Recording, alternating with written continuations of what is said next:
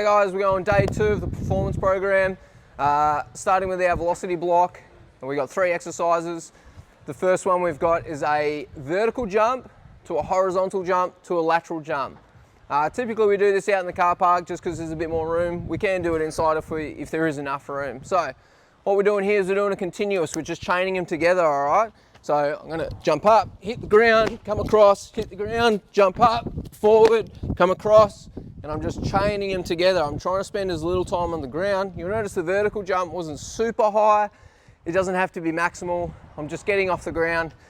But then as soon as I hit the ground, I'm going forward. As soon as I hit the ground, I'm going sideways. As soon as I hit the ground, I'm going back up, and I'm chaining them together.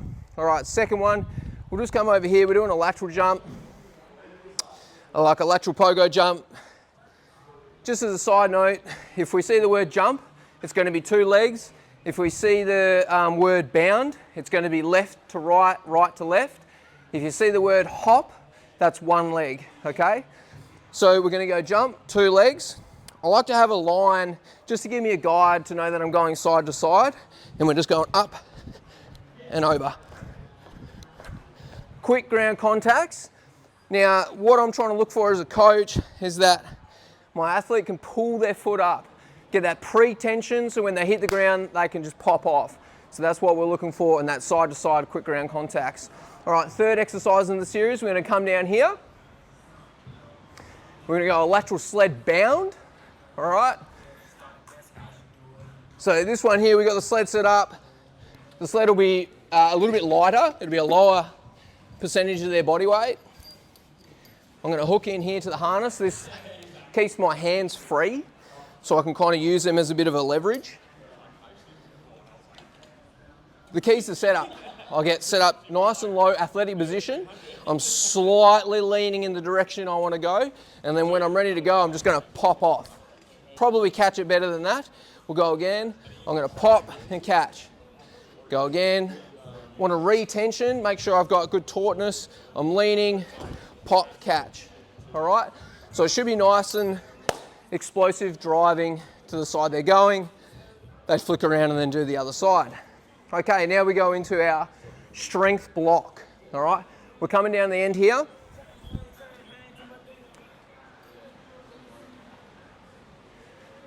So we've got an elevated banded trap bar deadlift.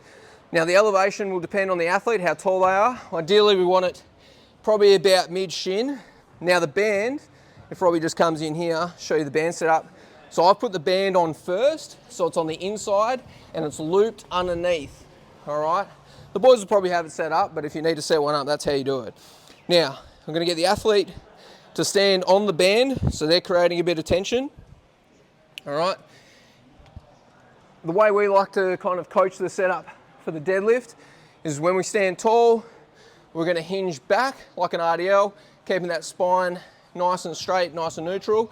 All right, you can see I still can't quite grab here, so I bend down to grab, grabbing about the middle of the bar. All right, and then from here I'm going to take a little bit of tension out of the bar, and I do this by pulling down and just slightly sitting back. So I pull down, sit back, drive up, control down, reset. Sit back, drive up. Nice and quick. Now we might have the flex device on the barbells here to measure bar velocity, but the boys will sort that out. Now we're supersetting this with a sled march, a side plank marching. So I'm going to get into a side plank position, hips up nice and high, and then I'm going to go a leg up, and then that one on the ground. And I'm going to alternate left to right. Okay, so more of a dynamic side plank. All right, you're still holding that side plank position, but my limbs are moving and it's kind of challenging the athlete to hold a good pelvic position while their legs are moving, like you would running. Okay, moving on to our B block, the second part of our strength block. The first movement we're going to do is a single leg good morning. All right, so I've got my bar here. We're going to get into like a typical kind of back squat position. We can go high bar on top of the traps, or we can also go low bar, kind of just on top of the shoulder blades. I'm gonna go high bar for now. All right, from here, one leg on the ground, slight bend in the knee, but keeping it relatively stiff. And then from here, I'm actually kicking my opposite leg back, so I get into a nice hinge position, and then I drive it forward. Okay, that was slow-mo, we'll go a bit quicker. Hinge, get that stretch, bang, drive forward. All right, hinge, kick back, snap forward. Okay, just working on that balance. That's a lighter bar. Most people will go a slightly heavier bar. We're trying to work on a little bit of balance through the hips, but also trying to load up that hamstring. All right, next exercise is a landmine push press, upper body power. So I've got a landmine set up here. There'll probably be some weight on it for most people. So we're going here. Robbie, if you want to just come around the front here. So I'm going to go split stance, all right. I'm going to go opposite leg, opposite arm, all right. I'm going to initiate the movement with like a preload, like a bend, and then I'm going to use that leg drive to pop the bar off my shoulder. So bend, bang, drive, really aggressive. Control down, pop, bang, off. Control down, bang. Nice and aggressive. Okay, then third exercise in this series, horizontal pulling. We're going to go our rings. So I've got my ring set up here. I'm going to go on that kind of like 45-degree angle, all right? And I'm going to pull in with one as I kind of open up with the other side. All right? Pull with one, open with the other side. Okay, if it's too easy, they can go on a harder incline to make it a bit harder. You also might want to consider the counterweight on the other side of the rack. If I go any harder here, you'll see that I'm now starting to pull and lift up the other side of the rack, so just be conscious of that. All right, we're going to go into our resilience block now. Let's go down to the end here. So this first exercise here, this is what we would call like an acceleration specific isometric push. So yeah, we're working on that kind of calf and ankle complex, gastroc and soleus, but it is also very position specific. So we've got a sled set up here. We're just going to essentially try and push the sled as hard as we can into the wall. So I get set up in my acceleration position, like I'm going to take off, and then I just push hard into the wall. Push, push, push, push. Most of the force is coming off that front leg. This back leg's there, but I'm not really doing too much pushing. So I'm in and I'm push, push, push, push, push, push. Yeah, that's essentially what you're coaching, is to stay nice and low, push hard into the sled. Okay, next one.